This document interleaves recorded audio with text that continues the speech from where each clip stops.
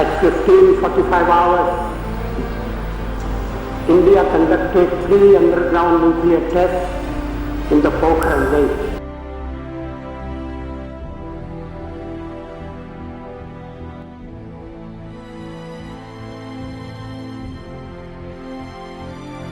பாஜக முன்னணி தலைவர்களுள் ஒருவரும் முன்னாள் பாரத பிரதமருமான அடல் பிஹாரி வாஜ்பாய் சிறுநீரக தொந்தரவு காரணமாக கடந்த 9 வாரங்களாக டெல்லியில் உள்ள எய்ம்ஸ் மருத்துவமனையில் அனுமதிக்கப்பட்டு சிகிச்சை பெற்று வந்தார். 94 வயதான அடல் பிஹாரி வாஜ்பாய் நீண்ட காலமாக உடல் நலம் குன்றிய நிலையில் வீட்டிலும் மருத்துவமனையிலுமாக சிகிச்சை பெற்று வந்துள்ளார். இந்த நிலையில் இன்று டெல்லி எய்ம்ஸ் மருத்துவமனையில் வாஜ்பாய் உயிரிழந்தார். 1924 ஆண்டு டிசம்பர் 25ஆம் தேதி குவாலியரில் பிறந்த வாஜ்பாய் ஆங்கிலேயர்கள் ஆட்சியை எதிர்த்து இந்திய சுதந்திர போராட்டத்தில் ஈடுபட்டதற்காக 1942ஆம் ஆண்டு சிறையில் அடைக்கப்பட்டார். தீவிர இந்துத்துவ அரசியலில் தன்னை ஈடுபடுத்திக் கொண்ட அவர் 1957ஆம் ஆண்டு பல்ராம்பூர் தொகுதியிலிருந்து இன்றைய பாஜகவுக்கு முன்னோடி அமைப்பான பாரதிய ஜனசங் எம்பியாக முதலாக நாடாளுமன்ற உறுப்பினராக தேர்ந்தெடுக்கப்பட்டார். 9 முறை லோக்சபா உறுப்பினராகவும்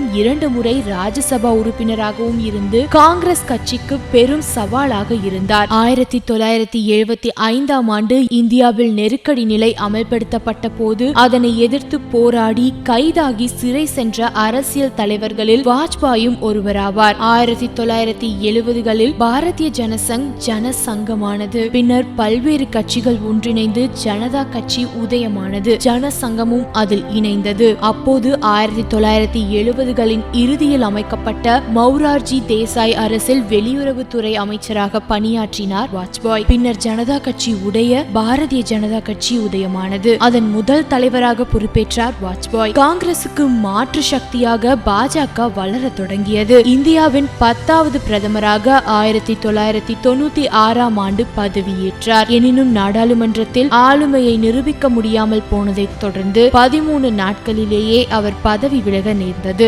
1998ஆம் ஆண்டு நடைபெற்ற தேர்தலில் பாஜக தலைமையிலான தேசிய ஜனதா கூட்டணி அதிக இடங்களை கைப்பற்றி 2வது முறை பிரதமராக பதவியேற்றார். 1999ஆம் ஆண்டு மீண்டும் பதவியேற்ற வாஜ்பாய் பொக்ரான் அணுகுண்டு சோதனை, கார்கில் போர் ஆகியவற்றை வெற்றிகரமாக நடத்தி பாகிஸ்தானின் மூக்கை உடைத்தார். இந்த வெற்றிகளின் மூலம் இந்தியாவின் ஆற்றலையும் பெருமையையும் உலக நாடுகள் அறியச் செய்தார். பாகிஸ்தானுடனான நல்லுறவை ஏற்படுத்த பேருந்து போக்குவரத்து, அமைதி பேச்சுவார்த்தை என பல்வேறு நடவடிக்கைகளை வாஜ்பாய் எடுத்தார். ஆனாலும் காந்தஹார் விமான கடத்தல், தீவிரவாதிகள் விடுதலை, நாடாளுமன்ற வளாகத்தில் தீவிரவாதிகள் தாக்குதல், குஜராத் இனக்கலவரம் உள்ளிட்டவை வாஜ்பாய் அரசுக்கு கரும்புள்ளிகளாக அமைந்தது. 2004ஆம் ஆண்டு பிரதமராக தனது 5 ஆண்டு கால பதவியை நிறைவு செய்த வாஜ்பாய் 2005ஆம் ஆண்டு தீவிர அரசியலில் இருந்து ஓய்வு பெற்றார். 2002இல் குஜராத்தில் கோந்த்ரா படுகொலைகள் நடைபெற்ற போது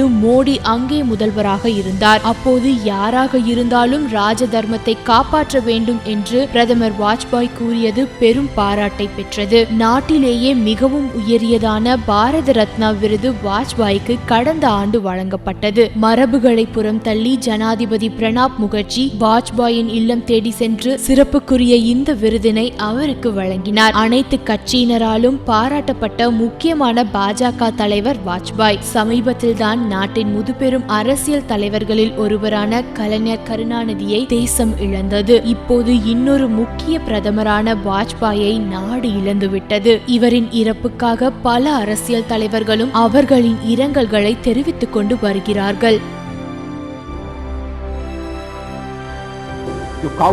जिससे खा जाता है उसको इस तरह से सदन में उल्लेखित करना, किस क्षेत्र की आप बात कर रहे हैं?